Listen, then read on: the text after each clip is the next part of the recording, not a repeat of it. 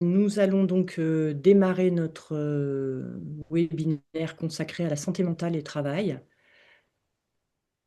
Et tout d'abord, en présentant nos témoins. Alors tout d'abord, excusez Rosa D'Acosta du comité régional CGT qui n'a malheureusement pas pu participer à ce webinaire pour des raisons familiales. Mais nous avons et nous accueillons Frédéric Soriano. Donc, vous êtes dirigeant de Quality Care et vous êtes ici aujourd'hui avec nous au titre de représentant de la CPME, Confédération des petites et moyennes entreprises. Nous accueillons également Pierre-Jean Descrozes. Donc, Pierre-Jean, vous êtes chargé de mission à l'Union régionale interprofessionnelle de la CFDT et plutôt spécialisé sur les questions de santé au travail et de situation de handicap. Pour animer ce webinaire, donc, nous sommes trois personnes représentantes de l'ARACT Auvergne-Rhône-Alpes. Euh, Teresa, chargée de mission avec moi-même, et Estelle Bourgeon, chargée de communication à l'ARACT Auvergne-Rhône-Alpes. Oui, bonjour. Alors, pour débuter ce webinaire, eh bien, une petite présentation de qui nous sommes, l'ARACT Auvergne-Rhône-Alpes. Donc, l'ARACT est une des 16 agences régionales de l'ANACT, Agence nationale pour l'amélioration des conditions de travail. Nous aidons les organisations et notamment les TPE-PME à concilier qualité de vie et des conditions de travail et la performance globale. Et on travaille notamment en agissant sur l'organisation du travail et les relations professionnelles et le dialogue social. Alors, nous travaillons des thématiques, des sujets de façon un peu prioritaire.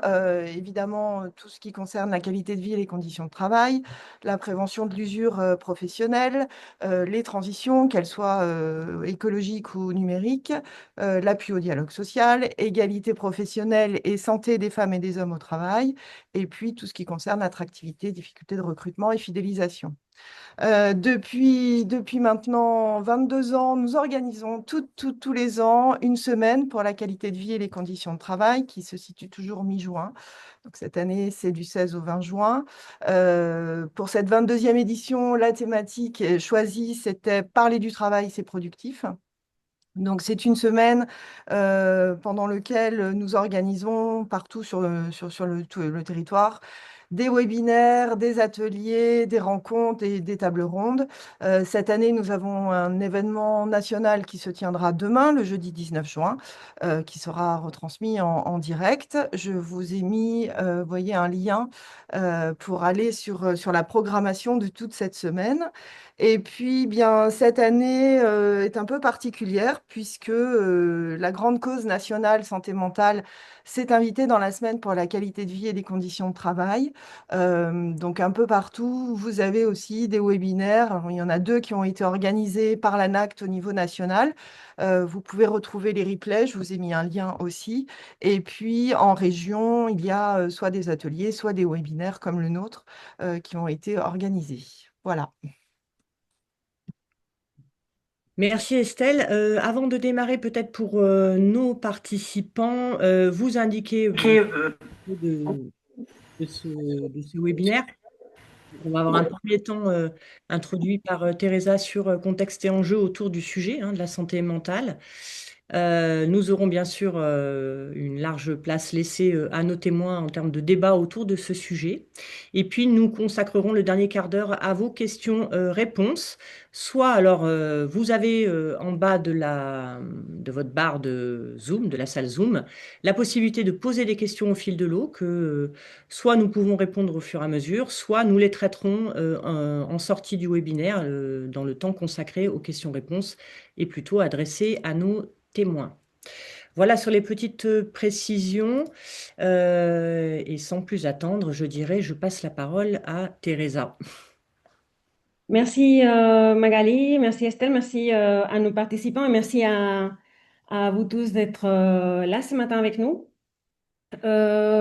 Pour commencer, puisque mal nommer les choses ajoute du malheur au monde, on voulait tout d'abord, et comme point de départ pour notre discussion et pour nos discussions, poser des définitions que vous connaissez très certainement sur d'abord la santé, posée par l'Organisation mondiale de la santé lors de sa création comme un état complet de bien-être et physique et mental et social, ne consistant pas seulement dans l'absence de maladie, donc pas de santé sans santé mentale, un peu le message qu'on voulait partager avec vous. Et en 2005, pardon, l'OMS pose une définition spécifique pour la santé mentale, qui est la suivante. C'est un état de bien-être. Dans la notion d'état aussi, il y a l'évolution, le changement, qui permet à chacun de réaliser son potentiel, de faire face aux difficultés normales de la vie, de travailler avec succès et de manière productive et d'être en mesure d'apporter une contribution à la communauté. Le Code du travail encadre la santé mentale dans sa définition, dans son article, son fameux article 41 21 sur la protection, l'obligation de protection pour l'employeur, protection de santé physique et santé mentale. On voulait aussi, pour poser le contexte avec quelques données qui sont nombreuses en ce moment, avec pas mal de baromètres de perception et des études aussi de santé publique, partager avec vous quelques données qu'on avait trouvées intéressantes. Donc, la première, c'est qu'un salarié sur quatre se dit à mauvaise santé mentale selon le baromètre Cali Social de 2025.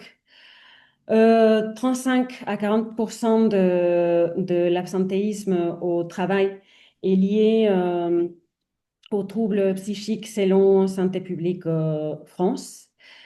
En même temps, 23% des Français ont le sentiment de ne pas prendre soin de leur santé mentale, avec une surreprésentation des femmes et des jeunes.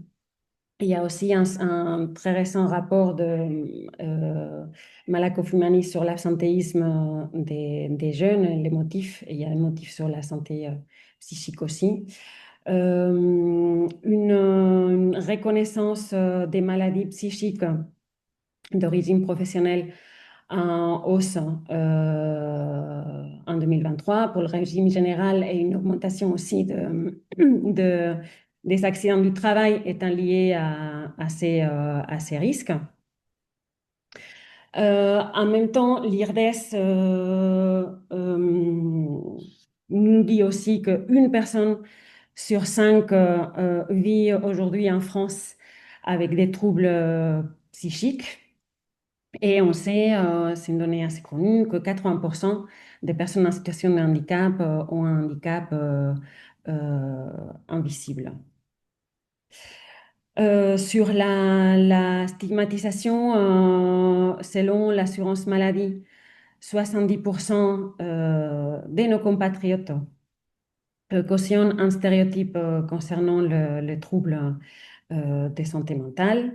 Et en même temps, côté employeur, 76% des employeurs estiment aujourd'hui que le handicap psychique est difficile à intégrer, à aborder en entreprise selon une étude de l'AGFIP. On voulait faire un focus aussi sur en tout cas un focus de genre sur l'exposition des femmes à ces risques. Avec une étude de Santé publique France qui a analysé dans une période plus longue que 10 ans, parce qu'elle a analysé l'évolution de la prévalence de la souffrance psychique en lien avec le travail et selon les sexes depuis 2007 jusqu'à 2018. Donc, comme vous pouvez observer, il y a une augmentation et pour les hommes et pour les femmes. Mais pour les femmes, on voit elle passe du 2%, 2,4 au 6,2% en 10 ans. Et en même temps, on sait, il y a pas mal d'études hein, aussi avec l'approche genrée qui montrent comment les femmes aujourd'hui sont aussi surexposées à ces facteurs de risque, notamment au travail. Pourtant, on sait, et c'est ce qu'on porte aussi à l'agence, le travail reste un déterminant central de la santé mentale. C'est pas nous qui le disons, selon aussi le baromètre Cali Social, selon des données de 2024, pour 67% des salariés, le travail est le facteur qui a l'impact le plus important sur la santé mentale des actifs, devant la famille et devant le contexte économique. 74% des salariés déclarent que leur état de santé psychologique est lié partiellement ou totalement au travail, selon le baromètre d'empreinte humaine en 2023. Et on sait, c'est quelque chose qui est très porté aussi par des études, notamment Dominique Méda, ce qu'on appelle le paradoxe français, c'est que malgré des conditions de travail difficiles qui sont montrées hein, par des enquêtes d'ARES en France et des enquêtes dans lesquelles on peut comparer aussi les résultats français avec les résultats des autres pays européens. La France est l'un des pays en Europe où les attentes par rapport au travail sont les plus élevées. Euh, on sait, je pense que ça peut nous parler à tous, le travail, la place que le travail occupe dans la construction de l'identité sociale. C'est cette fameuse question qu'on nous pose quand on vient de rencontrer quelqu'un de nouveau, c'est qu'est-ce que vous faites dans la vie? De notre côté, notre petite fenêtre régionale, avec les collègues, c'est que nous constatons aujourd'hui à la rectorat, c'est une hausse des demandes d'appui et des entreprises et des salariés, des représentants du personnel sur la prévention des risques psychosociaux. Des entreprises qui sont en difficulté soit pour relancer des anciennes démarches, les rendre pérennes, mais aussi pour déployer des démarches qui s'intéressent vraiment à l'organisation du travail et qui agissent en termes de prévention primaire.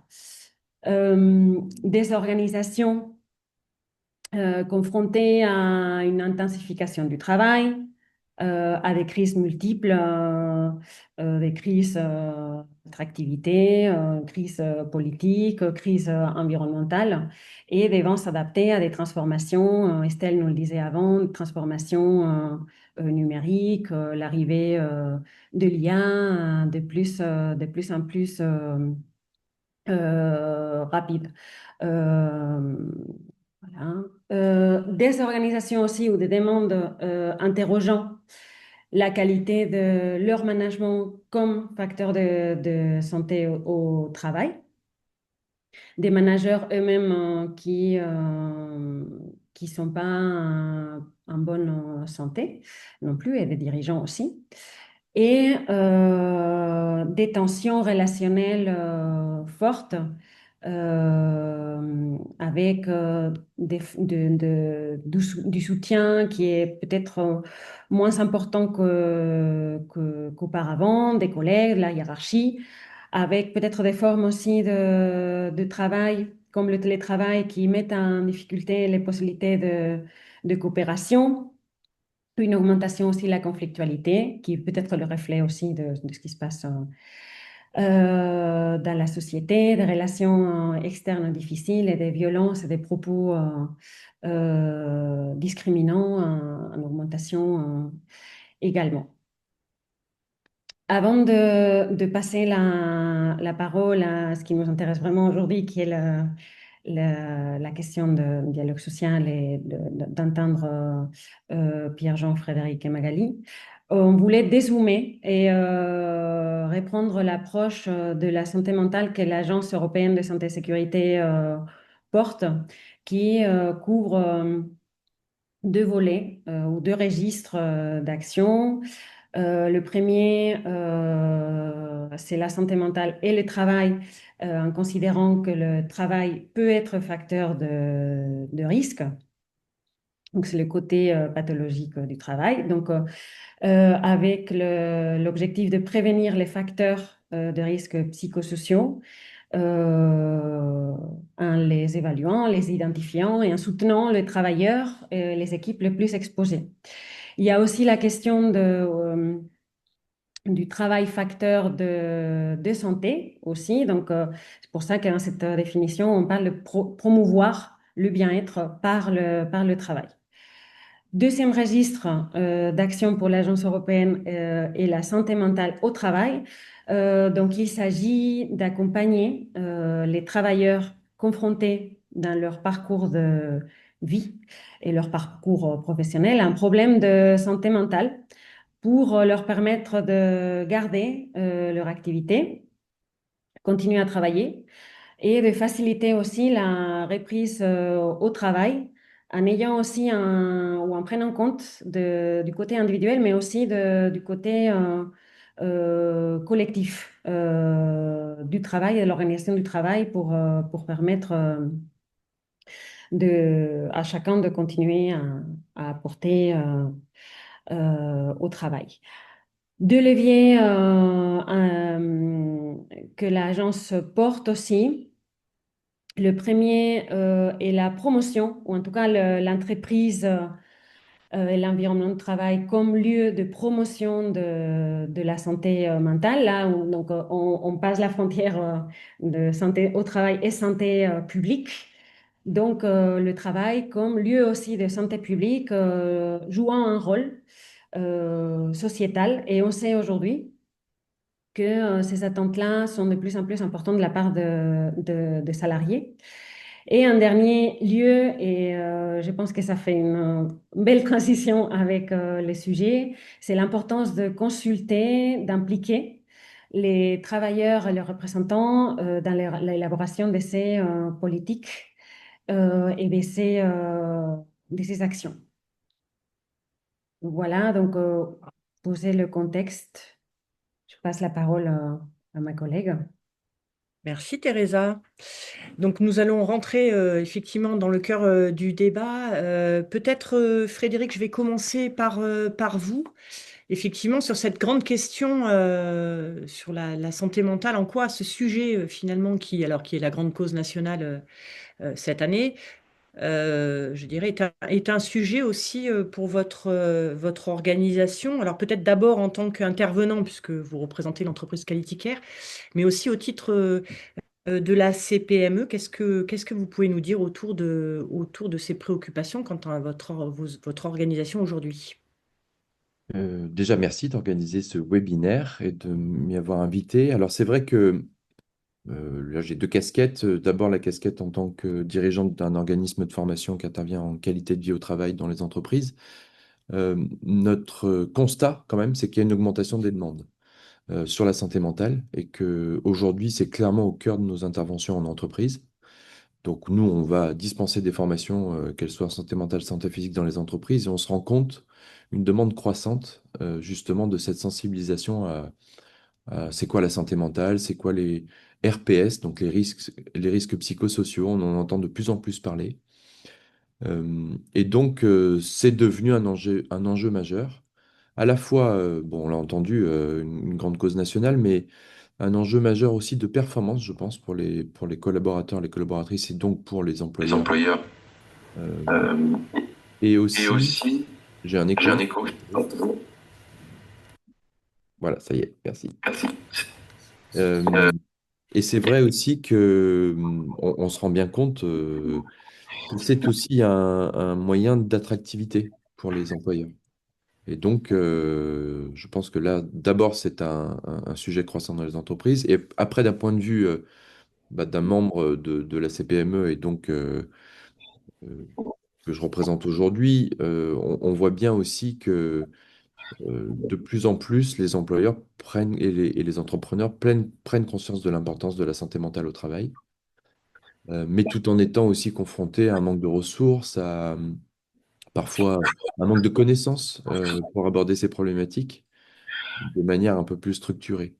Et je pense qu'on peut avoir et identifier un problème, ou en tout cas un sujet, mais ne pas avoir les moyens ou la capacité et les connaissances pour le traiter. Et vous savez comme moi qu'un patron de PME, bah, il a ce sujet-là à traiter, mais il en a aussi beaucoup d'autres, qu'il soit financier, qu'il soit le chiffre d'affaires, qu'il soit tout ce qui concerne notre quotidien et la trésorerie. Donc c'est vrai que parfois, c'est pas faute d'avoir envie, mais c'est surtout ne pas avoir les ressources et les moyens de pouvoir le faire.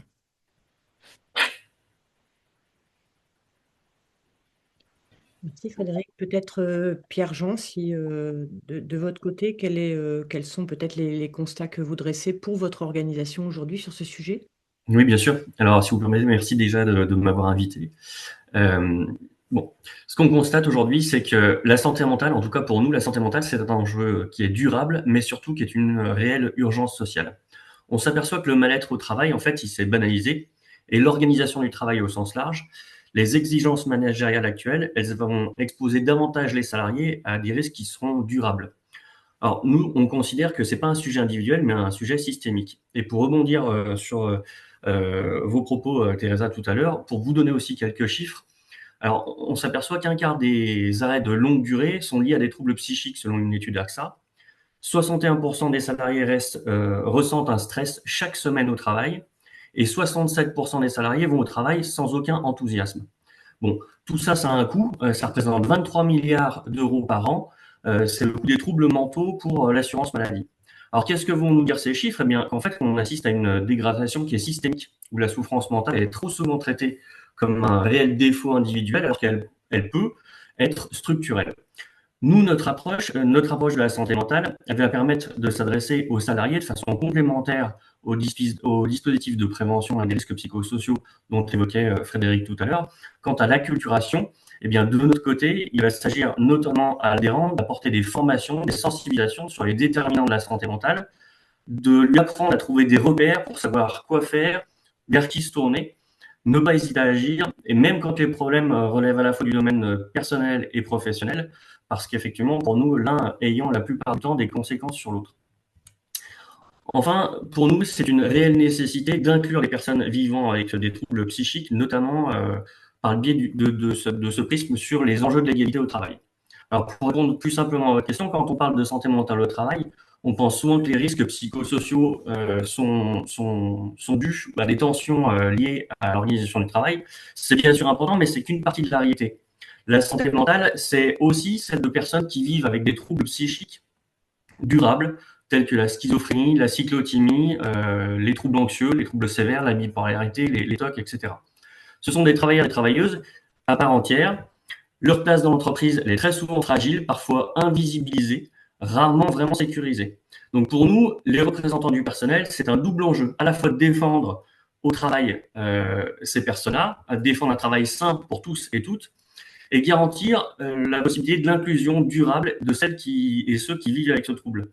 Donc au fond, la santé mentale, finalement, c'est une cause nationale, mais elle bouscule bien plus que les risques psychosociaux. Elle va remettre en cause une certaine normalité, finalement, normalité du travail, la surcharge, la solitude, les conflits de valeurs.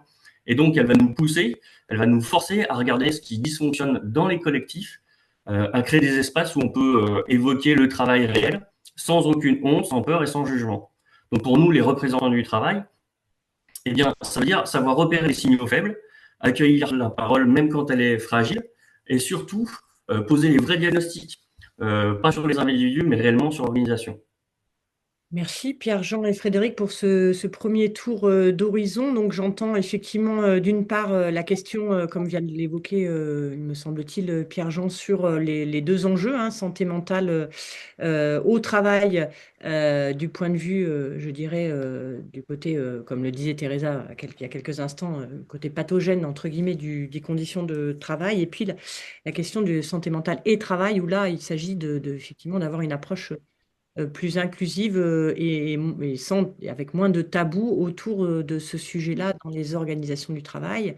Et Frédéric, vous soulignez aussi l'enjeu, notamment pour les petites et moyennes entreprises, d'une meilleure connaissance de ces sujets. On y reviendra un petit peu plus tard dans le webinaire.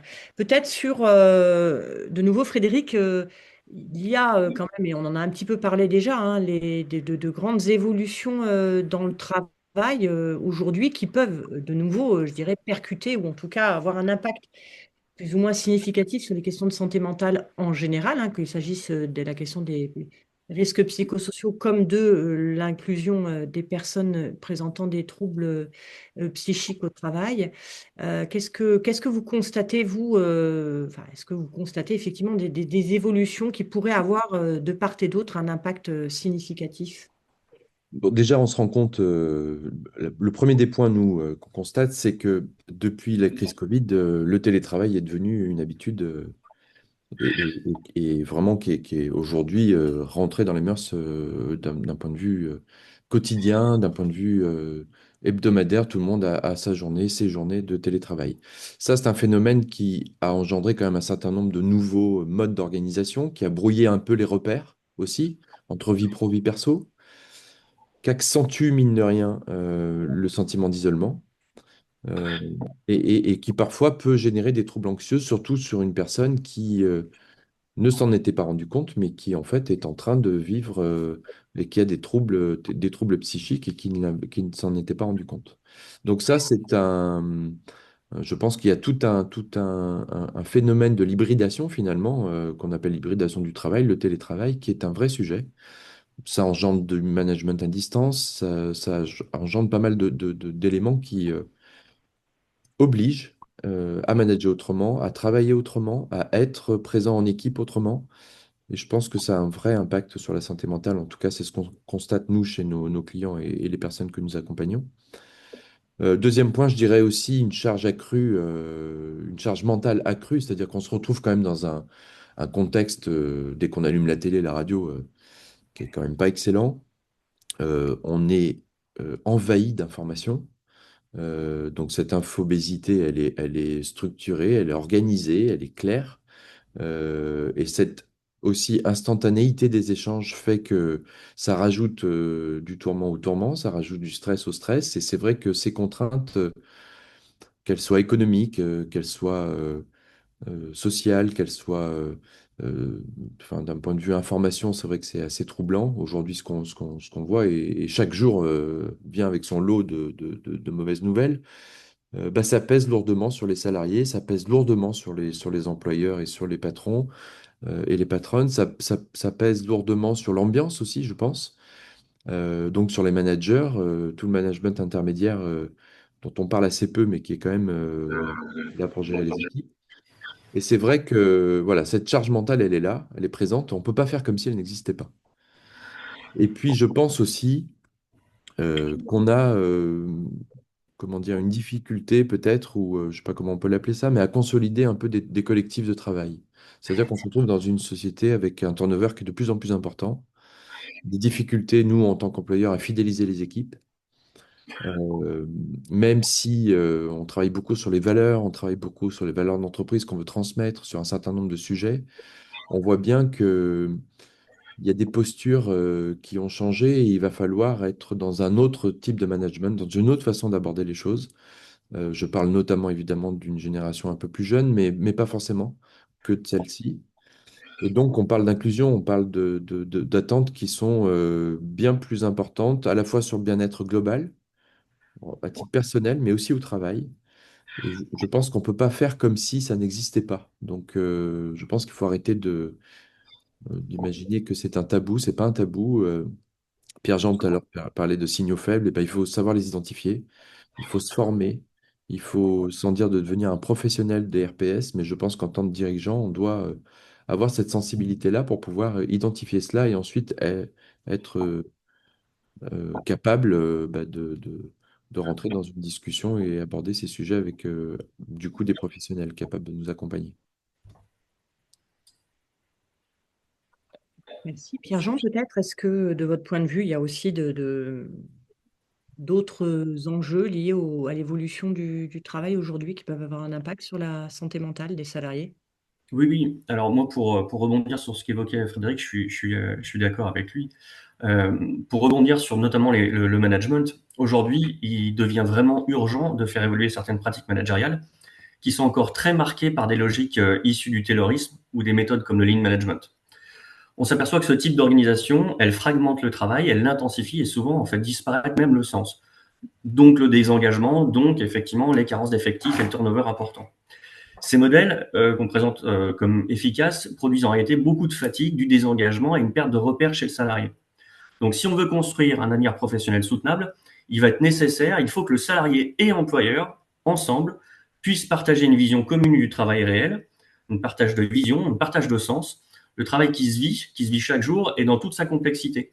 Donc il faut repenser le management, et repenser le management, c'est ça, c'est remettre réellement de l'humain, redonner du sens, et surtout recréer de la cohérence et de la dignité au travail. Ça peut être en passant par la conception et la création d'espaces de dialogue social et professionnel. Merci.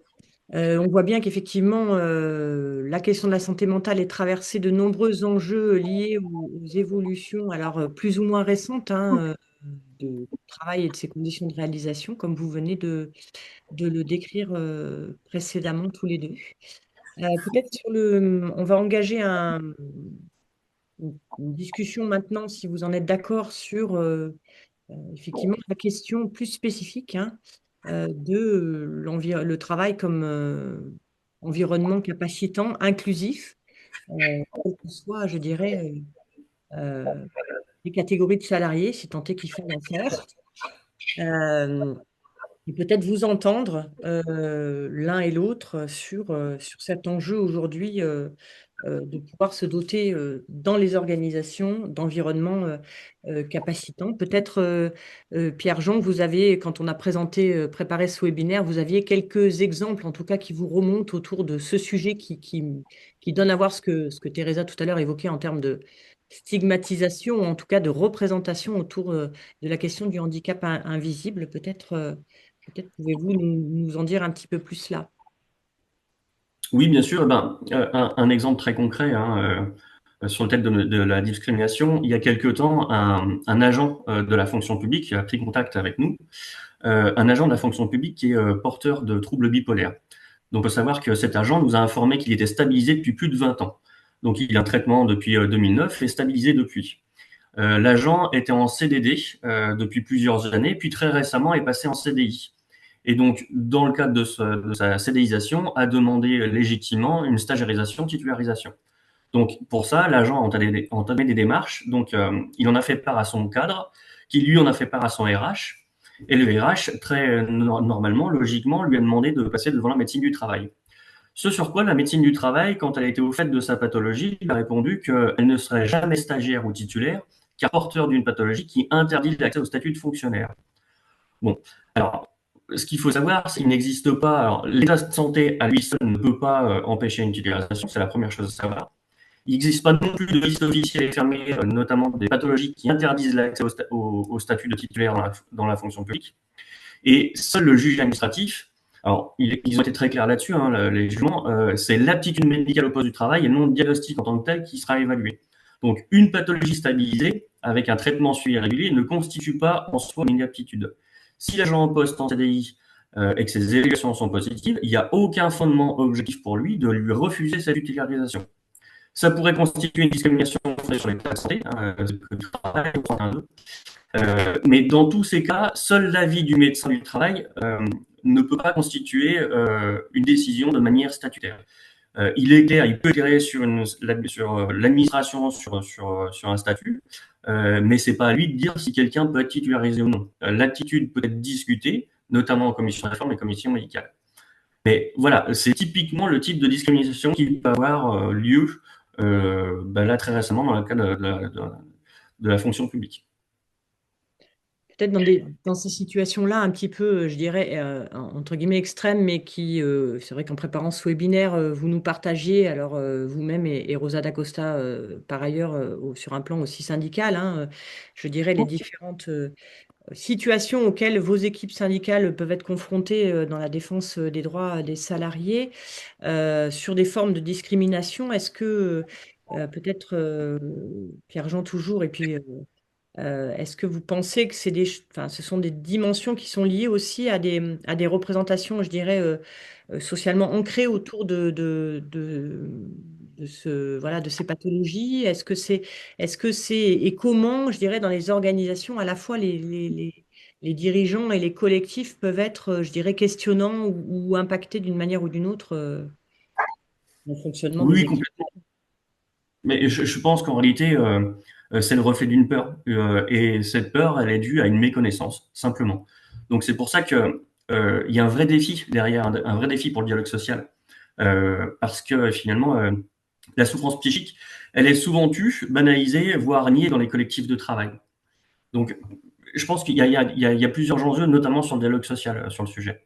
Donc il est nécessaire de continuer d'acculturer les militants, mais Frédéric l'évoquait tout à l'heure, les militants, les salariés, les managers, les dirigeants sur la thématique.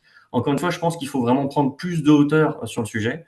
La santé mentale, c'est pas juste le RPS, c'est bien plus vaste que ça. Il va être nécessaire de prendre plus de hauteur pour aborder le sujet et d'acculturer l'ensemble des salariés. Peut-être, Frédéric, à votre tour, vous nous évoquiez en préparation aussi de ce webinaire un certain nombre de constats que vous dressez, notamment sur une forme je vais le dire comme ça, hein, de rupture finalement entre les efforts qui peuvent être réalisés dans le système scolaire autour je dirais, des handicaps invisibles des enfants et des jeunes, et finalement cette forme de rupture quand on arrive en entreprise. Est-ce que vous pouvez peut-être nous en dire un petit peu plus autour de ça? Bien sûr, ouais. C'est vrai qu'on se rend compte que en milieu scolaire, enfin, dès leur plus jeune âge, aujourd'hui, il y a un accompagnement, un vrai accompagnement des enfants avec des dispositifs en fonction de leurs troubles. On entend beaucoup de parler de TDAH en ce moment. Enfin, il y a quand même une organisation à la fois dans l'éducation nationale et tous les organismes autour qui permettent d'accompagner l'enfant dans son parcours de vie scolaire, clairement. Et on a l'impression que par magie, quand il rentre au travail et quand il arrive dans une activité salariée, bah, que ça a disparu. Et en fait, je pense qu'il faut maintenant se dire que ces personnes-là, quelles qu'elles soient, peu importe leurs troubles psychiques et de l'intensité d'ailleurs de ces troubles, quand elles arrivent en entreprise, il faut qu'elles continuent à être accompagnées. Et donc, il y a des organismes qui existent, hein, il y a un certain nombre de choses qui existent et qui peuvent accompagner les employeurs et les managers et les salariés sur ces sujets. Euh, et c'est notre rôle, je pense. Alors nous, organisation patronale, je pense à la CPME, mais aussi évidemment les organisations syndicales et puis tous les organismes qui existent pour montrer qu'il y a une vraie organisation. Vous évoquez la médecine du travail, je pense qu'elle a un rôle à jouer. Et c'est vrai que voilà, c'est un constat. Après, je rejoins ce que dit Pierre-Jean et j'aimerais aussi apporter une précision, c'est que nous, en tant qu'employeurs, il y a une vraie appréhension et je pense une peur de l'inconnu. C'est-à-dire qu'on se retrouve aussi face à une situation de méconnaissance à la fois des maladies psychiques et mentales et une forme d'incompétence. Et donc, je pense que ça interroge effectivement les collectifs, ça interroge aussi le salarié lui-même face à cette situation, de pouvoir lever la main et dire j'ai besoin d'aide en fait. C'est pas simple de le faire. Euh, voilà, donc je pense il y a tout un parcours à revoir et en tout cas à mettre en place euh, par ces biais-là qui existent déjà. Oui, quelque part, ce que vous prônez là, c'est peut-être de faire en sorte de ne pas faire comme si ça n'existait pas, c'est-à-dire que ce sont Exactement. des réalités qui sont traversées dans les entreprises et, en préparation, il y a cet enjeu je dirais, de lever des tabous, mais aussi de dépasser, et vous l'avez redit là, hein, de dépasser un certain nombre de représentations autour de ce sujet. Il y a encore peut-être encore un peu de chemin à faire. pour aboutir effectivement à des solutions qui soient satisfaisantes à la fois pour les salariés concernés directement, mais aussi pour le collectif dans la mesure où nécessairement quand un salarié ou des salariés bénéficient soit d'aménagement horaire, soit d'aménagement en termes de contenu du travail, ça peut générer une disparité dans les collectifs qui peuvent, je dirais, être difficilement gérables à moyen court terme et génératrices de tensions finalement là où on pourrait très vite, et vous l'évoquiez aussi hein, dans la préparation, lever ces ambiguïtés et sans trahir bien sûr le secret médical hein, qui est à Bien sûr. respecter, et en tout cas de pouvoir très, très tôt, en tout cas avant que la crise n'arrive, je crois que vous avez tenu ce propos-là dans la préparation, et plutôt anticiper plutôt que subir. En fait, c'est ça, l'enjeu principal, je pense, c'est de passer d'une logique de tolérance à une logique d'inclusion. C'est-à-dire et vraiment d'inclusion active. Il faut qu'on s'adapte à chaque, évidemment, collaborateur, collaboratrice et qu'on essaye d'être dans quelque chose accompagnant. Mais il faut arrêter, c'est plus de la tolérance qu'il nous faut, c'est maintenant de l'inclusion. Comme le disait Pierre-Jean tout à l'heure, on ne peut pas refuser quelqu'un sous prétexte qu'elle a un trouble psychique alors que le travail est fait, que tout va bien et que voilà, ça peut pas engendrer ni une rupture de contrat, ni un refus de contrat, quoi. Merci pour ces contributions. Peut-être là encore, hein, bon, on vient de dresser un certain nombre de constats. Euh, Chacun d'entre vous, peut-être, quels seraient les leviers pour effectivement surmonter alors, les écueils qu'on vient de partager? Alors, il y a forcément, et vous l'avez dit aussi, un certain nombre de ressources à actionner, mais peut-être là, différents leviers qui pourraient être actionnés. Peut-être, Frédéric, si vous avez En tout cas, vous l'avez réfléchi et vous nous en avez fait part en préparation, donc peut-être partager avec nos auditeurs les leviers auxquels vous pensez sur ces sujets-là. Bah, c'est vrai que je pense qu'il y a déjà, bon, évidemment, je vais le dire, mais la formation, il faut former les encadrants, il faut penser que c'est un vrai sujet. Donc ce sujet, on l'aborde à la fois en termes de management, mais à la fois, nous, en tant que dirigeants, ben, on ne peut pas tout savoir. Donc je pense qu'il faut former. Il y a plein d'organisations qui permettent de le faire. Euh, et il ne faut pas hésiter à aborder ces sujets, participer peut-être, comme vous le faites là, à des webinaires, à des petits déjeuners, à des moments et des temps d'échange qui permettent d'aborder ces sujets. Plus on en parle, moins c'est tabou. Donc je pense qu'il faut vraiment faire ce travail-là. Euh, je pense qu'on peut, comment dire, en termes en tant que dirigeant aussi, évidemment, de PME, TPE, il y a des dispositifs de prévention qui existent. Donc, je pense qu'il faut pouvoir être accompagné et ces leviers existent par rapport à, à des troubles psychiques qui sont parfois graves, mais pas forcément que graves. Donc, je pense qu'il faut aller sur ces sujets-là. Euh, voilà, je pense qu'il y a en fait un constat qui est clair, c'est que euh, le management, c'est pas une science exacte. Je pense par contre que on a pas mal de leviers autour de nous qui nous permettent d'aborder ces sujets sans tabou. On peut très bien organiser un petit déjeuner dans l'entreprise, par exemple, sur le sujet de la santé mentale.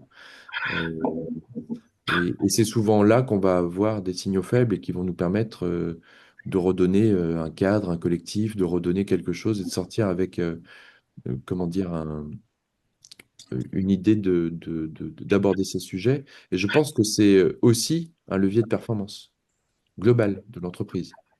Et être convaincu que ces sujets-là doivent être abordés pour le bien-être global, à la fois évidemment l'ambiance et le bien-être des salariés, mais aussi pour la performance et le bien-être du dirigeant. Merci Frédéric. Peut-être Pierre-Jean, de votre côté, effectivement, quels seraient les leviers, comme cela vient d'être déjà évoqué par Frédéric, de manière complémentaire? Pour nous, moi j'en vois quatre. Le premier, ça va être le dialogue social. Alors, les représentants du personnel et les organisations syndicales doivent faire émerger une parole sur ce qui se voit pas, comme Frédéric l'évoquait, sans pour autant tomber dans la médicalisation du débat. Alors, ça va supposer de poser les bons mots sur les bons mots en se formant et en observant et en dialoguant. Ensuite, tous ces sujets, la santé mentale, elle oblige à aborder des questions sensibles. Alors, la surcharge de travail, la perte d'autonomie, les injonctions contradictoires, etc. Le conflit de valeurs, le perte de sens, bref. Ces sujets, ils touchent au cœur du pouvoir managérial, ils sont pas neutres. Le défi, ça va être de passer d'une logique défensive, en évitant les drames, à une logique préventive, en transformant le travail. Historiquement, si vous voulez, le syndicalisme s'est beaucoup construit par rapport à la santé physique, les accidents du travail, les conditions matérielles, etc. Aujourd'hui, les risques ils sont plus diffus, notamment par rapport au climat général dont évoquait Frédéric tout à l'heure. Les souffrances, elles sont plus subjectives et les réponses, elles vont nécessiter de nouveaux défis. Une écoute, apprendre à écouter sur des troubles psychiques, analyser le travail réel, la co-construction, etc. Donc, ça va supposer que les représentants du personnel, ils vont avoir un positionnement qui va être plutôt délicat. Être à la fois lanceur d'alerte et co-acteur d'une solution. La santé mentale, elle traverse les lignes RH également. Donc, par le biais de ex-CHSCT, CSSCT, F3S, peu importe. L'encadrement, la médecine du travail dont on évoquait tout à l'heure, et donc le dialogue social, il doit devenir transverse et continu. Il doit plus se limiter à la consultation annuelle des risques. Et là aussi, les RP ont un rôle de tisseur de liens. C'est à eux de faire les liens entre tous ces profils de personnes, tous ces professionnels. Ensuite, il faut qu'on prenne conscience que les troubles psychiques et l'organisation du travail, c'est un vrai nœud à dénouer collectivement. Les troubles psychosociaux, eux, sont liés aux conditions de travail et non pas aux fragilités personnelles comme on nous l'a appris jusqu'à maintenant. La charge de travail, les conflits de valeurs, la manque de reconnaissance, la perte de sens, tout ça, c'est autant de facteurs aggravants. Donc, d'ailleurs, les études de l'ANACT, comme celle de la CFDT cadre, elles le confirment, hein, un management pas objectivé et mal régulé, des collectifs de travail qui sont déstructurés, tout ça, ça représente une perte d'autonomie et donc ça génère un climat qui va être pathogène. L'idée centrale derrière ces différents leviers, c'est prendre soin de la santé mentale parce que c'est avant tout repenser le travail et notamment la condition de la réalisation. Donc, il faut rappeler les principes de prévention primaire. Prévenir, c'est pas détecter tard, c'est transformer tôt. Donc, il va nécessiter de former des représentants à repérer des signaux faibles dont on évoquait tout à l'heure, notamment, alors, signaux faibles, ça va être le désengagement, les conflits latents, les micro-abandons, etc. Formation des salariés aux différents types de troubles psychiques. Alors, nous, on le fait en interne. On a une formation spécifique sur le sujet. Outiller les salariés avec des grilles d'analyse, des trames d'entretien, des fiches de CHSCT, des fiches d'alerte, et mettre en place et développer des espaces de discussion sur le travail réel. Donc, parmi le levier, le dialogue social, adapter au travail, le travail aux capacités, donc avec potentiellement des aménagements d'horaires, de postes ou d'environnement de travail. Ça va être de former et de sensibiliser, comme je l'évoquais juste avant, les encadrants, les collectifs pour déconstruire réellement les stéréotypes et de valoriser les compétences en accompagnant sans pour autant infantiliser et reconnaître les apports professionnels de chacun. Oui, du coup, plutôt une approche à la fois systémique et collective du sujet comme étant peut-être un levier. Frédéric, complémentairement, comment vous voyez aussi des leviers actionnables dans les organisations pour dépasser les écueils rencontrés? C'est vrai que, bon, déjà, effectivement, comme le dit Pierre-Jean, former les encadrants, et je pense notamment les encadrants intermédiaires, c'est hyper important. Euh, En fait, il y a quand même une injonction contradictoire qui est de dire on va augmenter la productivité tout en donnant le sourire aux équipes. Comment fait-on? Et on est dans un contexte où effectivement, tout cette, comment dire, toute cette ambiance fait que la charge mentale est lourde. Donc, les signaux faibles, il faut pouvoir les lire, et pour les lire, il faut se former. Et donc, moi, je crois beaucoup, évidemment, en tant qu'organisme de formation, mais c'est pas que pour ça, à la formation des collaborateurs, des collaboratrices, des dirigeants, des managers, de l'ensemble, pour remettre un collectif qui parle le même langage. Donc ça, c'est essentiel. Je pense qu'aussi, en termes de management, il y a beaucoup d'évolutions et beaucoup de choses qui ont été mises en place. Moi, je suis un enfant du CJD, donc le Centre des jeunes dirigeants aussi, et on se rend bien compte que euh, il faut fixer et exposer des objectifs à des collaborateurs et des collaboratrices. Il faut donner une ligne directrice, une vision pour l'entreprise. Moins elle est claire, moins elle est claire et plus c'est difficile pour les collaborateurs de savoir où on va et encore plus dans un contexte économique compliqué. Mais plus j'accompagne, plus je félicite les salariés, plus je me nourris des petites victoires, plus je suis dans quelque chose où on donne de la transparence et de la visibilité aux collaborateurs, et plus on se sent mieux dans l'entreprise. Donc je pense que parfois, c'est des petites pierres comme ça qui permettent d'arriver à aborder des sujets qui peuvent parfois être un peu lourds en santé mentale. Donc, il n'y a rien de pire que l'incertitude, il n'y a rien de pire que les changements de dernière minute, il n'y a rien de pire que euh, toute cette comment dire, instabilité renforcée par un manager ou un chef d'entreprise qui n'a pas la capacité ou qui n'a plus la capacité de donner de vision à ses collaborateurs. Donc c'est pas parfois pas très simple hein, pour nous et il faut le dire, on est face à une situation économique compliquée et c'est justement dans ces moments-là, c'est mon avis, qu'il faut aborder ces sujets. C'est en situation de crise, en situation de difficulté qu'il vaut mieux aborder ces sujets. Oui, donc plutôt vous préconisez plutôt effectivement d'en faire un vrai sujet au même titre que les autres sujets qui traversent l'entreprise, Oui. a fortiori où c'est plus compliqué, puisque vous allez collectivement, j'imagine, devoir faire face à des difficultés, et qu'effectivement, si la voie, si je reprends un peu vos termes dit autrement, en tout cas, le chemin n'est pas très clair, alors ce sera difficile d'embarquer les équipes et Mm. de pouvoir effectivement mener à bien un projet collectif qui est celui de l'entreprise. Peut-être pour conclure, d'abord vous remercier aussi pour la richesse de nos échanges là. Peut-être en conclusion de notre webinaire et avant de passer aux questions, nous en avons quelques-unes sur notre fil de questions-réponses. Peut-être si vous aviez deux, trois vraiment recommandations un peu flash à apporter à la connaissance de nos participants, qu'est-ce que vous pourriez nous dire peut-être Pierre-Jean? Oui, alors nous, on se positionne comme un réel acteur de la santé au travail et réellement au plus près du terrain. Alors, en recommandation, je dirais peut-être un appui aux élus pour intégrer la santé mentale dans des accords QVCT, et puis plus largement dans les dispositifs législatifs, alors DURP, Patrie Pact, etc. Former et outiller les militants, les salariés pour la détection des signaux faibles, alors RPS, TPS et notamment aux troubles psychiques, comme on le fait en région. Et puis, ça peut être aussi au plus près du terrain pour animer des sessions de collectif sur les dispositifs de fond concernant le handicap, alors FIP, HFP, HFIP, mais il y en a d'autres, et plus spécifiquement sur les difficultés de la santé mentale, en tout cas les difficultés qu'elles représentent en milieu professionnel. Nous, au niveau régional aussi, enfin au niveau national, Tribune est plaider pour un plan de santé mentale au travail, des revendications qui sont portées dans le dialogue social national, avec une reconnaissance notamment des pathologies psychiques en tant que maladies professionnelles, une génération des visites de pré-reprise, c'est important parce que c'est un outil qui est sous-exploité, les visites de pré-reprise. Et puis la formation des managers, comme l'évoquait Frédéric, à la prévention des risques et des troubles psychosociaux et aux différents troubles psychiques plus largement, quoi. Merci, Merci, Frédéric. Frédéric. Je vous ai pas Je entendu. vous ai pas entendu.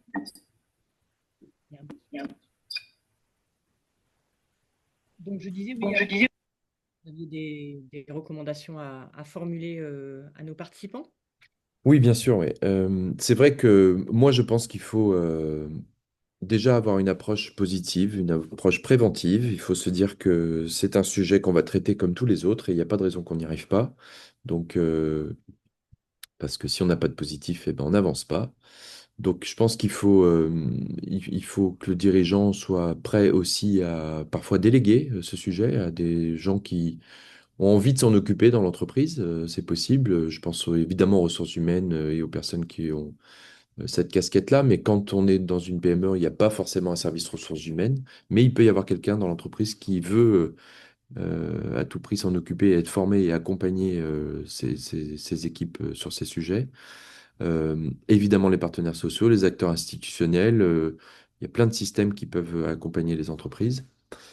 Moi, la première des choses, c'est de dire qu'il faut partir de l'existant. Donc, en fait, il faut déjà valoriser tout ce qui existe. On se rend compte que quand on intervient, nous, Quality Care, dans les entreprises, il y a déjà plein de choses qui sont mises en place. Donc, même si les gens, et les collaborateurs et les dirigeants ne s'en rendent pas compte, mais ce que vous venez d'organiser là la semaine dernière, ou ce team building, ou cette réunion, c'est déjà, vous avez déjà abordé la santé mentale. Donc nous, ce qu'on veut, c'est à travers des ateliers, à travers des ateliers très pratiques, parler de gestion du stress, parler de communication bienveillante, parler de micro-pauses actives, parler de choses qui permettent déjà de mettre un pied dans la santé mentale. Euh, et de pas employer des mots qui font peur. Et voilà. Ensuite, je pense qu'il faut lever les tabous sur ces sujets. Il faut à tout prix en parler. Et pour en parler, bah, il faut faire intervenir des gens dans l'entreprise. Il faut envoyer les salariés, les collaborateurs sur des événements, comme je le disais tout à l'heure, qui parlent de ces sujets-là. Et après que ces personnes-là viennent transmettre aux autres ce qu'ils ont appris, ce qu'ils ont compris. Et puis, arriver à sensibiliser les dirigeants, les managers et même l'ensemble des collaborateurs, parce que c'est un collègue qui peut aussi s'en rendre compte, les sensibiliser aux signaux faibles. Finalement, il faut redonner un peu de sens, effectivement, à l'humain dans l'entreprise. Et donc, ça veut dire être attentif aux autres. Et donc, être attentif aux autres, ça veut dire il y a une importance, comment dire, de cette proximité. Il faut que je fasse attention à mon collègue, il faut que je regarde comment il se comporte, et je trouve que ces derniers temps, il va pas très bien. Donc, s'il va pas très bien, peut-être que ça vaut le coup que au moins je lui pose la question.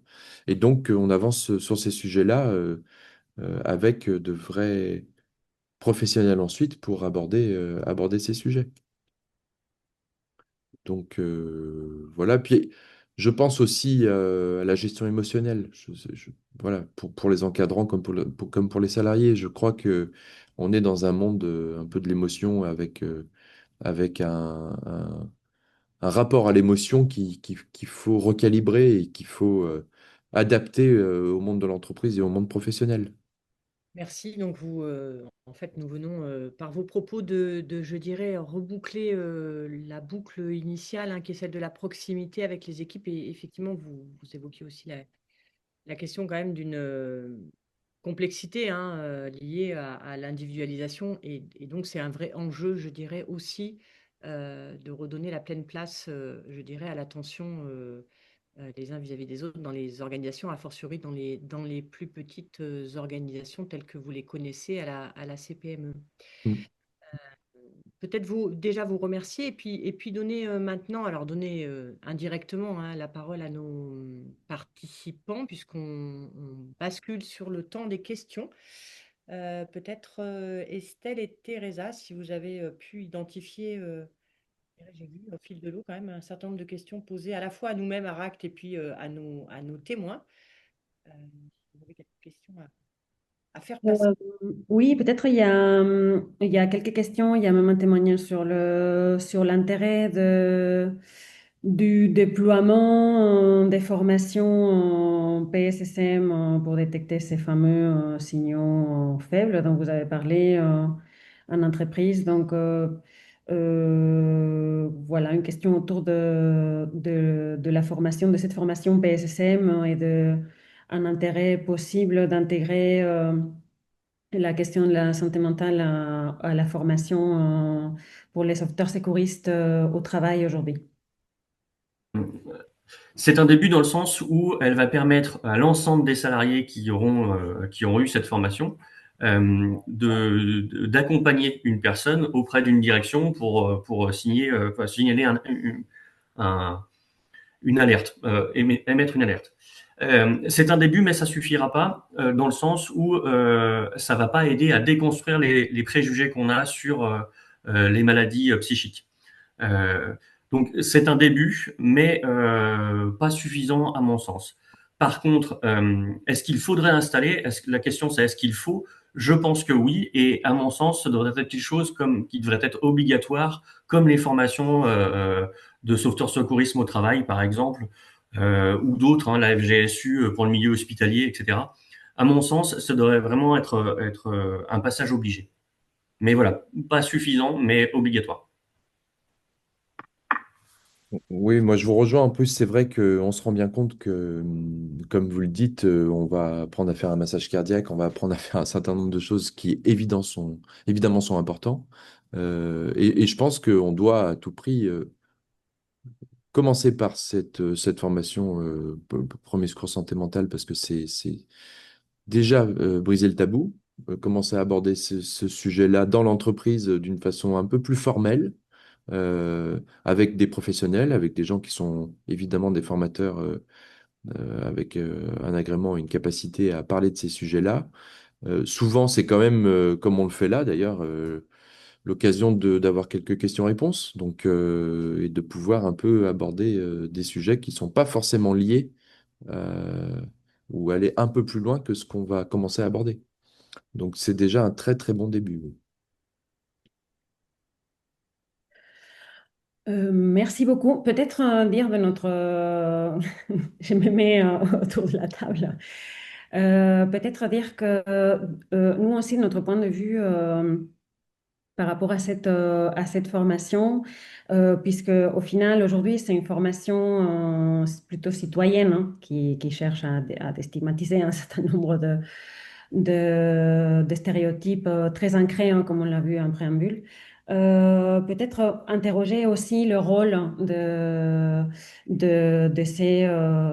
ces personnes qui sont formées, qui ont reçu cette formation dans le système de prévention de l'entreprise, avec les autres personnes qui ont un rôle à jouer dans ces questions-là. Il y a un témoignage d'une participante qui travaille dans le secteur hospitalier, qui nous faisait part d'une politique à l'hôpital pour favoriser la santé mentale avec formation PSSM, avec un référent handicap, avec un référent égalité. Donc, nous, ce qu'on peut aussi préconiser, c'est de peut-être donner une place et s'interroger avec aussi les représentants du personnel, avec les acteurs du système de prévention sur le rôle que ces sauveteurs peuvent avoir ou pas. Mais en tout cas, éclaircir cette question-là. On sait aussi que l'association travaille aujourd'hui pour voir comment elle pourrait être intégrée au monde du travail. Euh, donc, merci beaucoup pour vos réponses. Il y a peut-être une question sur le rôle des managers, parce qu'on parle beaucoup des encadrants intermédiaires. Donc, est-ce que au final, cette compétence d'écoute relèverait que de la part des managers? Ou est-ce que la question, en fait, c'est est-ce que les managers seraient le seul garant de l'écoute? Alors, je prends la parole en premier, du coup, je suis désolé. Ouais, allez-y. Non, non, absolument pas, absolument pas. Ce que j'évoquais tout à l'heure, c'est quand on parle de formation et de sensibilisation, c'est former et sensibiliser l'ensemble des salariés, managers compris. Le manager, bien évidemment, à notre sens, ne peut pas être le seul garant de l'écoute des signaux faibles.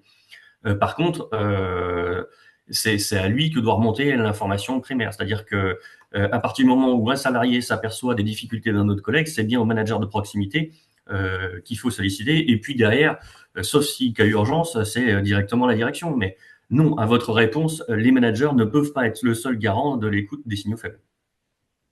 Je suis complètement d'accord. Évidemment, j'ai pas grand-chose à rajouter, si ce n'est que je pense on ne doit quand même pas oublier que le manager est humain, qu'il n'est pas parfait, que forcément, s'il n'est pas formé, s'il n'est pas accompagné, eh ben, il peut effectivement faire de grosses bêtises et parfois qui sont très impactantes parce qu'il y a le poids des mots, il y a le poids des actes, il y a la façon dont je perçois comment dire, mon propre management. Et donc voilà, je pense que plus on forme, plus on sensibilise, plus on accompagne, plus ces personnes-là arriveront à identifier ces signaux faibles et arriveront à accompagner les équipes. Parfois, comment dire, nous on a l'habitude de dire en tant que dirigeant que on ne naît pas manager, quoi. Donc, on apprend tous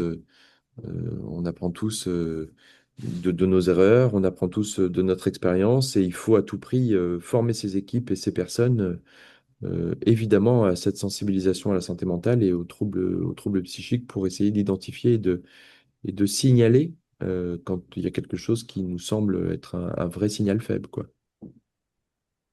Il y a peut-être une question aussi sur comment faire évoluer les mentalités des dirigeants pour qu'elles intègrent pleinement la santé mentale comme un facteur clé de performance durable dans un contexte notamment, et vous l'avez évoqué, d'avantages concurrentiels, de crise, avec plein d'autres priorités en tête. Donc peut-être, Frédéric, si vous pourriez nous éclairer sur cette question-là. Comment faire évoluer les mentalités dirigeantes? Alors, comment faire évoluer? Déjà, je pense que en termes d'accompagnement, de formation, d'information, euh, je, je pense que si on est passé à côté de cette information de la santé mentale aujourd'hui en France, c'est qu'on ne s'intéresse pas beaucoup à l'actualité. Donc, pour faire évoluer déjà, je pense, les mentalités, il faut à tout prix être maintenant convaincu que c'est un sujet central dans une entreprise. Je ne crois pas que beaucoup d'entrepreneurs et de dirigeantes n'aient pas été sensibilisés au moins une fois par leurs conseils, par leurs avocats, par leur organisation patronale, par leurs salariés, par leurs équipes sur ces sujets. Donc, ceux qui n'ont déjà pas intégré ça et qui ne sont déjà pas dans cette évolution sont déjà très en retard. Et ont déjà, à mon avis, des problèmes de management et d'équipe. Donc, je pense qu'il y a un moment, il est important de faire un pas en arrière et d'observer son entreprise et de se dire qu'il y a peut-être un sujet quand même. Ensuite, je pense qu'il faut essayer de réduire les peurs, les angoisses, notamment des dirigeants, parce que par exemple avec les CPME, nous sommes intervenus, la CPME du Rhône a organisé toute une semaine sur la santé du dirigeant. Et moi, ma conviction, c'est que un dirigeant en bonne santé permet aussi, évidemment, d'avoir une entreprise en bonne santé. Et donc des collaborateurs, une équipe qui va bien. Si le dirigeant va mal, ses équipes vont mal et son entreprise va mal. Donc, il faut à tout prix se dire que ben, le dirigeant et la dirigeante, ce sont aussi des êtres humains qui ont des sensibilités, des émotions, du stress, des choses à gérer, euh, et que plus on va sensibiliser les dirigeants à leur propre santé mentale, plus leur façon d'agir et de manager leurs équipes va évoluer. Et donc, on s'est rendu compte dans cette semaine qui était organisée sur la santé du dirigeant. euh, Moi, j'avais animé un petit déjeuner. On était quand même 60 dirigeants. Et 60 dirigeants qui se lèvent un matin pour venir à 7h45 participer à un atelier sur la santé mentale, bah, ça fait plaisir parce qu'on se dit quand même que ils ont envie d'évoluer, ils ont envie de s'intéresser au sujet et évidemment, ça concerne leur entreprise aussi. Voilà. Merci, Frédéric. Pierre-Jean, vous auriez Euh, Frédéric, on a dit déjà beaucoup et je suis en accord avec lui. Le handicap physique, hein, c'est un sujet qui est encore tabou et qui a un réel impact sur le travail, et notamment sur les équipes réelles. Donc, pour permettre de déconstruire les préjugés, et qui va permettre, lui, de ne plus avoir peur, eh bien, il n'y a que la formation et la sensibilisation. Donc, il faut que les dirigeants, mais encore une fois, c'est à mon sens, c'est pas, voilà, on fait un focus sur les managers, les dirigeants, c'est les focus. On doit faire un focus sur la santé mentale. Et pour faire ce focus et éviter les préjugés et tomber dans les peurs, c'est l'ensemble des salariés qui doit être formé à ces sujets-là. Comprendre et accompagner le handicap psychique, c'est extrêmement important. Merci, Pierre-Jean. Il y a une question, peut-être, je pense qui va vous intéresser aussi, notamment à Pierre-Jean, c'est la question de Monsieur Agbat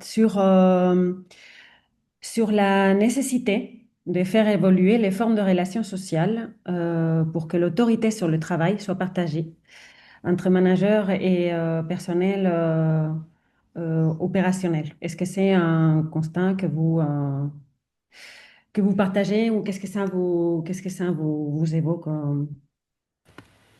Oui, complètement. Alors, j'évoquais tout à l'heure en début de ce webinaire les différents modes de management qui ne fonctionnent plus, qu'on s'aperçoit qu'ils ne fonctionnent plus. Je pense, alors je suis d'accord, il faut, mais plus globalement, hein, pas uniquement sur la santé mentale, il va être nécessaire de reconstruire et de remettre en place des espaces de dialogue social et professionnel pour évoquer tous ces sujets. Dans ces espaces-là, il va être nécessaire que dirigeants et salariés partagent le sens le sens même du travail, la vision de l'entreprise et les objectifs de chacun. Si on ne remet pas du dialogue, ça sera de nouveau générateur d'autres difficultés. Là, on parle de santé mentale, mais ça sera de nouveau générateur de difficultés. Donc, il faut effectivement repenser tous ces modes de construction de nos entreprises, de nos établissements qui sont plus du tout d'actualité. Merci. Pardon. Oui, moi je rejoins Pierre-Jean. Je pense que, en fait, il faut aussi se dire que, euh, comment dire, que le monde du travail a changé et qu'il va encore changer. On parlait d'IA tout à l'heure. Voilà. Donc, on parle de télétravail, on parle de flexibilité, on parle d'hyperconnexion, d'incertitude constante. Bref, il y a des attentes des collaborateurs aussi qui ont évolué. Et donc, je pense qu'il faut qu'on parle d'autonomie, qu'on parle de sens, qu'on parle de reconnaissance, qu'on parle d'équilibre. Tout ça sont des mots que nous, dirigeants, on connaît, qu'on est formés, on est accompagnés, mais qu'il faut aussi transmettre, qu'il faut à tout prix, ces méthodes managériales doivent être, je pense, connues par tous et toutes, et que tout ce qu'on connaît, qui est quelque part issu un peu des années 2000, on va dire, je vais pas faire mon vieux, mais un peu le reporting vertical, des réunions permanentes. C'est un peu désaligné avec les réalités actuelles, quoi. Voilà. Donc, je pense qu'il y a des anciens modèles. Il faut toujours se méfier aussi, je pense, des nouveaux managers. On appelle ça voilà, de la jeune génération, parce qu'ils n'ont pas toujours, ils ont été un peu pris en étau justement sur ces sujets, et donc ils n'ont pas toujours les bonnes méthodes. Moi, je pense qu'il faut accompagner tout le monde, effectivement. Donc, les collaborateurs, les intermédiaires, les dirigeants, voilà, c'est un vrai sujet. Euh, et puis, finalement, on se rend compte que ces méthodes managériales peuvent vite devenir amplificateurs de stress, quoi. Donc, il faut à tout prix s'en occuper et les faire évoluer.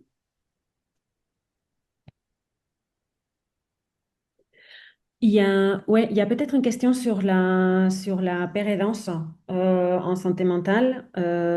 Est-ce que vous auriez à votre connaissance des expériences des entreprises qui auraient investi le sujet? Entreprises ou fonction publique, hein, centre hospitalier, autres. Oui, alors moi le retour que j'ai c'est plutôt du côté d'ordre privé, les entreprises du privé. Le public c'est encore pas suffisamment mis en place. Et c'est principalement sur des grosses structures. Alors l'exemple que j'ai ça va être notamment Auchan et Sanofi. Euh, alors Sanofi il y a eu 400 salariés accompagnés en France avec 73 pairs aidants de mémoire. L'objectif principal était de permettre la conciliation soins et emploi en dialoguant avec les hiérarchies pour préserver le pouvoir d'agir notamment des salariés. Et les témoignages ont été extrêmement positifs avec énormément d'aménagement du temps de travail. Donc il y a un gros travail sur la GTT avec voilà, il y a des charges de travail qui ont été allégées. Et puis chez Auchan, il y a une première cellule pérédance, notamment dans le nord de la France, qui a été animée par 3 collaborateurs sur diverses maladies. Et au total, je crois que c'est 12 salariés qui ont été accompagnés sur cette phase pilote. Et pour le moment, ça a été pareil, extrêmement positif. Ça a permis de déconstruire les préjugés, comme je l'évoquais tout à l'heure, et puis de réellement améliorer la qualité de vie, conditions de travail des personnes porteuses de pathologies. Merci beaucoup, merci Pierre-Jean. Frédéric, de votre côté, vous avez Oui, j'ai quelques exemples sans forcément citer de nom, mais c'est vrai que, vous voyez, tout à l'heure, on parlait d'inclusion. Je pense qu'en fait, le père aidant, c'est justement, comment dire, une méthode excellente de prévention, de soutien et un levier très puissant d'inclusion.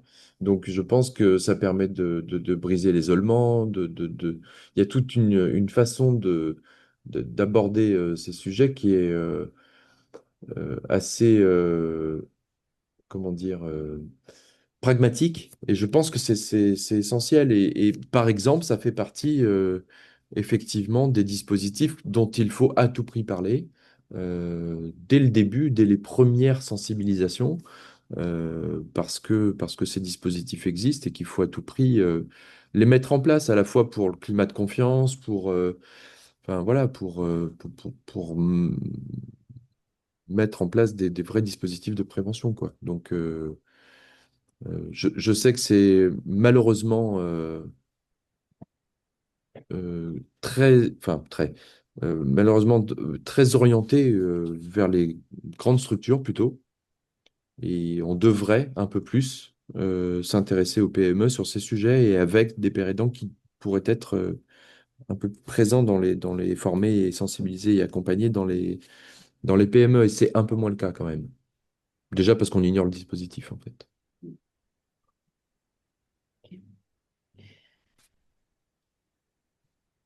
Merci. Peut-être une toute dernière question, puisque là, sur ce dernier temps d'une vingtaine de minutes, on a beaucoup échangé autour des questions d'inclusion, hein, je dirais, davantage que sur l'autre partie du sujet qui était quand même la santé mentale au travail.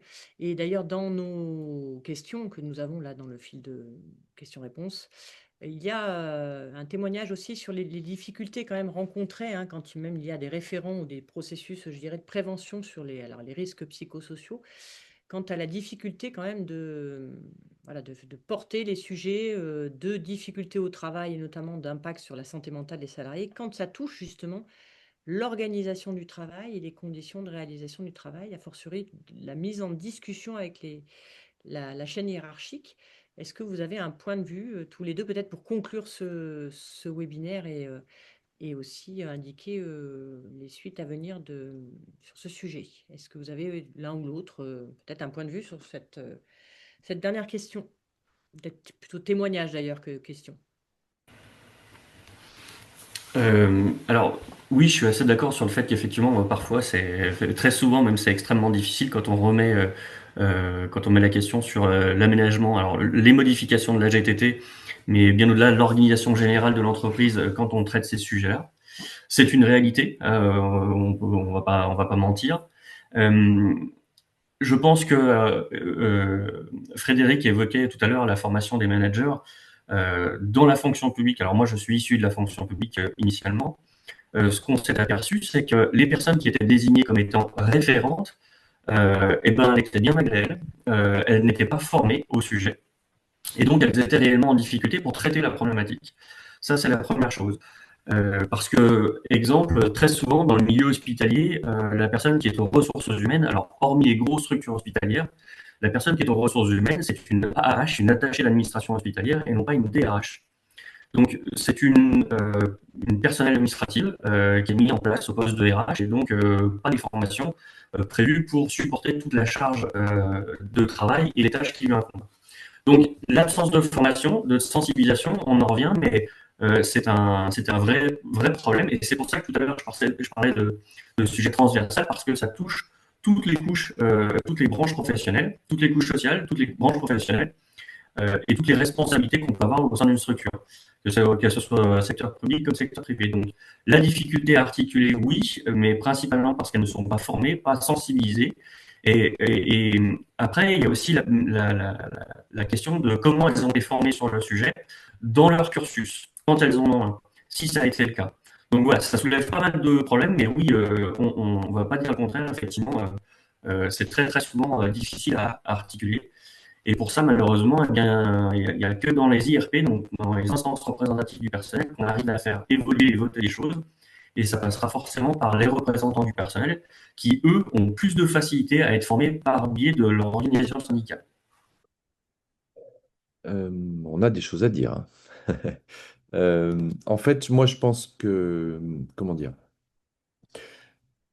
quand on parle du principe que on va déterminer des signaux faibles et on va se rendre compte qu'il y a quand même, comment dire, des difficultés spécifiques qui sont rencontrées avec des salariés, on peut imaginer évidemment que c'est lié à l'organisation du travail. Et donc, je pense qu'une personne qui souffre psychiquement à cause d'un dysfonctionnement organisationnel, bien souvent, c'est plutôt des choses qui sont un peu invisibles, quoi. C'est-à-dire que, ou en tout cas, qui sont diffus.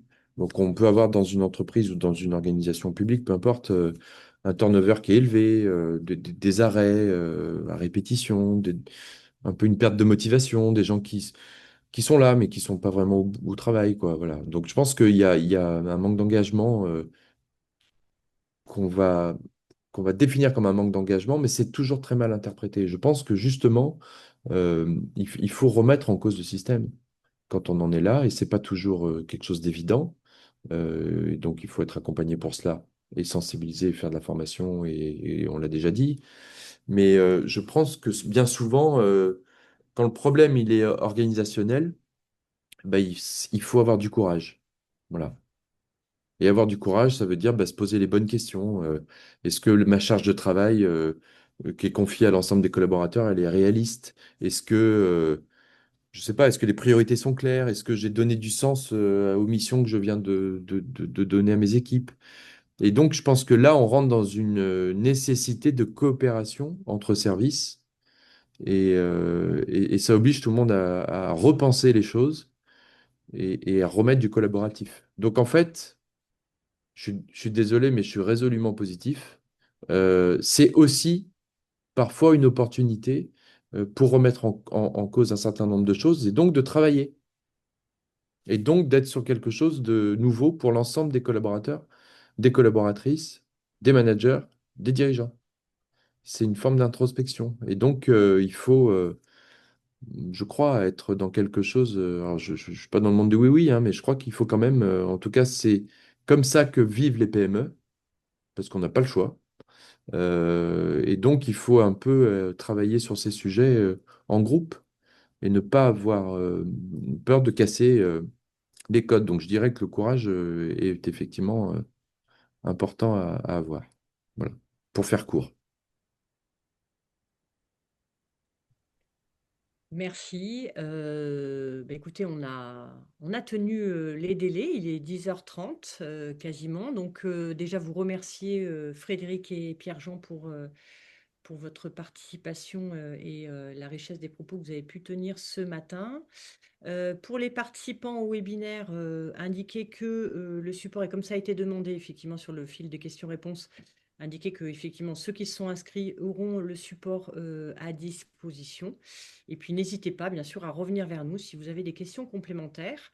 Vous aurez aussi dans ce support un certain nombre de ressources que l'on vous a mis à disposition, pardon, et qui pourront être complétées effectivement puisqu'il y a eu un certain nombre de questions dans le fil de questions-réponses sur d'autres ressources, hein, des références sur d'autres sujets, enfin pas d'autres sujets, mais en tout cas quant aux organismes mobilisables, etc. Donc on essaiera à la RAC de pouvoir mettre à disposition des références pour les participants sur les sujets qui nous ont été portés à connaissance en termes de questions. Voilà. Donc vous remercier vraiment chaleureusement pour votre participation et puis peut-être à bientôt pour un futur atelier de la RACT ou la prochaine semaine pour la qualité de vie et les conditions de travail. Et vous souhaitez une belle journée.